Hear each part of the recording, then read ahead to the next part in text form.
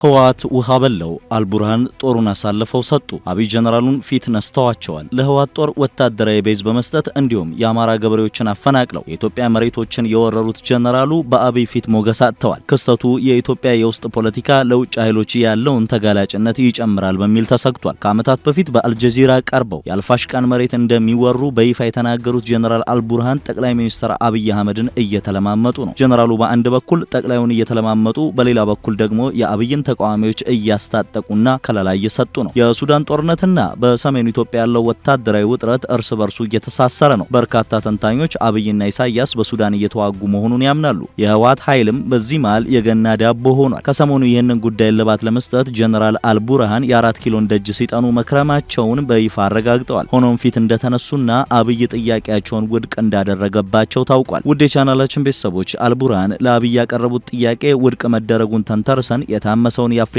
ቀንድ ትኩሳት በስፋት እንፈትሻለን። ጉዳዩ ከሚታሰበው በላይ እጅግ አስፈሪና አደገኛ ነው። አልቡርሃን ግብጽ፣ ፋኖ፣ ህወሓትና ሻቢያ በአንድ ግንባር፣ የኢትዮጵያ መንግስት፣ አረብ ኤምሬትስና የተከዜ ዘብ ደግሞ ሰግሞ በሌላ ግንባር ተሰልፈው ተፋጠዋል። አብይና ህወሓት በሱዳን ጦርነት የተለያየ አሰላለፍ ይዘው ጣልቃ መግባታቸው የኢትዮ ኤርትራውን ውጥረት ከሱዳን ጦርነት ጋር እንዲተሳሰር አድርጎታል። በተጨማሪም የአማራ ፋኖ ታጣቂዎች ሱዳንን ሁለተኛ ቤታቸው አድርገውታል። እነዚህን ጉዳዮች ከቀጠናው ጋር ካለው የኃይል አሰላለፍ ጋር አያይዘን እንመለከታለን።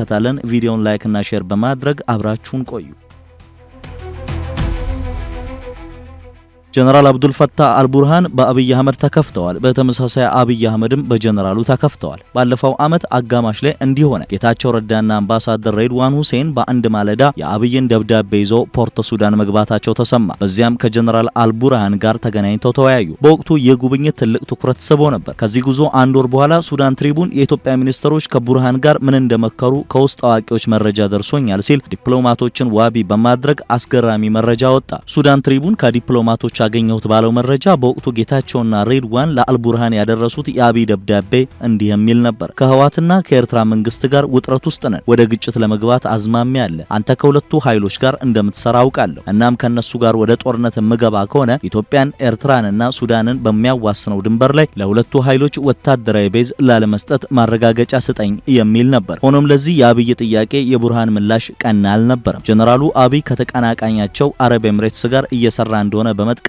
የአብይን ጥያቄ ውድቅ ያደረጉ። በዚህ ምላሽ የተበሳጩት አብይ አህመድ ወዲያው ወደ ተግባራዊ እርምጃን የገቡት። እስካለፈው ዓመት ድረስ የብልጽግናው መንግስት በግልጽም ሆነ በተዘዋዋሪ የፈጥኖ ደራሽ ኃይሉን ደግፎ አያውቅም ነበር። በሱዳኑ ግጭት የገለልተኛ ዲፕሎማሲ መንገድን ሲከተል ቆይቷል። ነገር ግን ከዚያ የአልቡርሃን የእምቢታ መልስ በኋላ ነገሮች ተቀያየሩ። አብይ በግልጽ ፈጥኖ ደራሹን መደገፍ ጀመሩ። በቤንሻንጉል ጉሙዝ ክልል ውስጥም የጦር ቤዝና ማሰልጠኛ ከፍተው ሰጡ። ኢትዮጵያ ለፈጥኖ ደራሽ ኃይሉ የጦር ቤዝ መስጠቷ ከተሰማ በኋላ የሱዳን ጦር አዛዥ ጀነራል አልቡርሃን ወደ አዲስ አበባ ጉብኝት ማድረግ ቢፈልጉም አብይ ግን እምቢ እንዳሏቸው ከሰሞኑ በይፋ ተናግረዋል። ይህንን ተከትሎ መበሳጨታቸውን ገልጸዋል። በተጨማሪም የኢትዮ ኤርትራ ጦርነት ቢነሳ አሰላለፋቸው ምን እንደሆነ ተጠይቀው መልሰዋል። አንድ የሱዳን ጋዜጣ በበኩሉ የአዲስ አበባው መንግስት ፈጥኖ ደራሹን መደገፉን ከቀጠለ የሱዳን ጦር ለፋኖና ህወሓት ተጨማሪ የጦር ቤዝ ይሰጣል ሲል ዘግቧል። ጀነራል አልቡርሃን ከአሜሪካው ተንታኝ ካሜሮን ሁድሰን ጋር ቆይታ አድርገው የነበረ ሲሆን በነበራቸው ቆይታ ከኢትዮጵያ ወደ ፈጣን ደጋፊ ኃይሎች እየደረሰ ያለው ወታደራዊ አቅርቦት አሳስቦኛል ሲሉ ገልጸዋል። ጉዳዩን ከኢትዮጵያ መሪዎች ጋር በመወያየት ለመፍታት በተደጋጋሚ ወደ አዲስ አበባ ለመሄድ ጥያቄ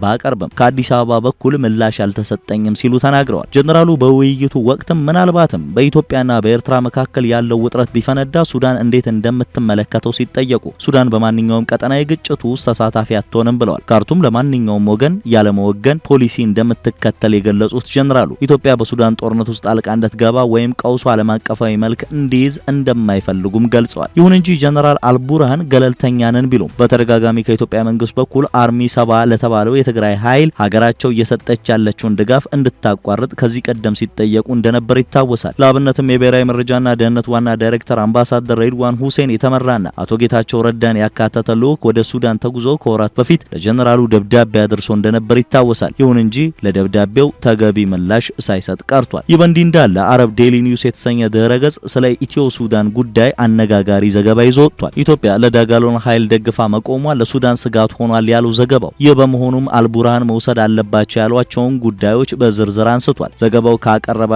ምክረ ሀሳቦች መካከል ቡርሃን እንደ ፋኖና ቲዲኤፍ ላሉ የአብይ መንግስትን ለሚቃወሙ ታጣቂዎች ድጋፍ መስጠት የሚለው ይገኝበታል። የኢትዮጵያ መንግስት እንዳደረገው ሁሉ እኛም የአብይን ተቃዋሚዎች መደገፍ፣ በግዛታችን ስር የጦር ቤዝ እንዲያገኙ ማድረግ አለብን ሲል ዘገባው ወደ አንድ ወገን ያደላ ዘገባ ይዞ ወጥቷል። በእንዲህ መልኩ ሁለቱ መሪዎች አንዳቸው የአንዳቸውን ተቀናቃኝ እየደገፉ ወደ ሙሉ ጦርነት ለመግባት እየተንደረደሩ ነው። ይህ ግን እጅግ አስፈሪ ብቻ ሳይሆን አደገኛም ጭምር ነው። ምክንያቱም ከዚህ ሽኩቻ ጀርባ የሚድል ፓወር ባለቤት የሆኑት የመካከለኛው ምስራቅ አገራት እጃቸው አለበት። የሱዳን ጦርነት ብቻ ሳይሆን በአፍሪካ ቀንድና በቀይ ባህር ቀጠና የተባባሰውን ውጥረት ወደ ሌላ አቅጣጫ የሚወስዱ አዳዲስ ክስተቶች በየቀኑ የተፈጠሩ መሆናቸው በሰፊው እየተዘገበ ነው። ለአብነት ከሰሞኑ ሳውዲ አረቢያ ለተባበሩት አረብ ኤምሬትስ የወቀሳ ደብዳቤ መጻፏ ተሰምቷል። ስለ ግጭቶቹ በመከታተልና በመዘገብ የሚታወቀው አርምድ ኮንፍሊክት ሎኬሽን ኤንድ ኢቨንት ዳታ የተባለው ተቋም ከሰሞኑ ባወጣው መረጃ ደግሞ ይህንኑ ግምት የሚያጠናክር ሀሳብ ነው ያንጸባረቀው። የድርጅቱ ዳይሬክተር ፕሮፌሰር ክሊና ራሊ ከሰሞኑ ለራዲዮ ፍራንስ ኢንተርናሽናል እንደተናገሩት የሱዳን ጦርነት በቀጠናውም ሆነ ከቀጠናው ውጭ ያሉ በርካታ አገሮችን ጣልቃ ገብነት እየጋበዘ ብቻ ሳይሆን የእነዚህን አገሮች ግንኙነትም እያሻከረው ነው። የሱዳን ጦርነት በጥንቃቄ መታየት ያለበት ሲሆን ለምሳሌ እንደ ሳውዲና አረብ ኤምሬትስ፣ እንደ ግብጽና ኢትዮጵያ እንዲሁም እንደ ኢትዮጵያና ኤርትራ ያሉ አገሮችን የማያግባባ አጀንዳ ነው ብለዋል። ኤርትራ አሁን ከሳውዲና ግብጽ ጎን ሆና የሱዳን ጦርን በመደገፍ ላይ ናት። የሱዳን ጦርነት የሚዋጋውን የፈጥኖ ደራሽ ኃይሉን ደግሞ አረብ ኤምሬትስ እንደምትደግፈው የሚነገር ሲሆን ከቅርብ ጊዜ ወዲህ ደግሞ ይኸው ክስ ኢትዮጵያንም እየተከተላት ነው። ኢትዮጵያ አሁን ሳውዲ፣ ግብጽ፣ ኤርትራ እንዲሁም ሶማሊያ ከፈጠሩት ቀጠናዊ ቡድን በተቃራኒው ተሰልፏል ከሚባለው ከአረብ ኤምሬትስና ከእስራኤል ወገን ጎን ለመሰለፍ አስገዳጅ ሁኔታዎች የገጠሟት ነው። የአገሮቹ ግንኙነት በሱዳን ጦርነት ባላቸው የአቋም ልዩነት ወደ መካረር እያመራ ሄዶ ከተሰላፊዎቹ አንዳንዶቹ በዚህ ውጥረት ሰለባ ሊሆኑ ይችላሉ። ኢትዮጵያን ጨምሮ በሂደት አሰላለፍ ሊቀይሩ የሚችሉ ኃይሎች ሊኖሩ ይችላሉ። ሆኖም ይህ የሱዳን ጦርነትን መሰረት በማድረግ የተፈጠረ በሁለት ወገን የቆመ የአገሮች ሰልፍ ለቀጠናውም ጭምር ያለመረጋጋት ምንጭ እየሆነ ነው በማለት ነው ፕሮፌሰሯ ምልከታቸውን የተናገሩት። ስማቸው እንዳይጠቀስ በመጠየቅ ለራዲዮ ፍራንስ ኢንተርናሽናል ሀሳባቸውን ያካፈሉ አንድ የግጭት ጥናት ባለሙያ በበኩላቸው ለወትሮም ኢትዮጵያና ኤርትራ በባህር በር ጉዳይ ፍጥጫ ውስጥ እንደነበሩ በማስታወስ አሁን ደግሞ በሱዳን ጦርነት በተቃራኒ የቆሙበት ሁኔታ መፈጠሩን ይጠቅሳሉ። ይህ ሁኔታ አንዱ ለሌላው ተመጋጋቢ የግጭት መካረሪያ ምክንያት ሆኖ እስከ ቀጠለ ድረስ ደግሞ የሁለቱ ሀገሮች ውጥረት ወደ ቀጥታ ጦርነት ሊሸጋገር እንደሚችል ነው ግምታቸውን ያስቀመጡት። በሱዳን በሁለቱ ጀነራሎች ጀብደኝነት ምክንያት እየተካሄደ ያለው ጦርነት በሱዳናውያን ላይ ያደረሰው ሰቆቃ ይታወቃል። ሁለቱ ጀነራሎች ከጀርባቸው በውጭ ኃይሎች እየታገዙ የሚያካሂዱት አሳዛኝ ጦርነት ህዝባቸውን ለእልቂት፣ ለመፈናቀል፣ ለስደት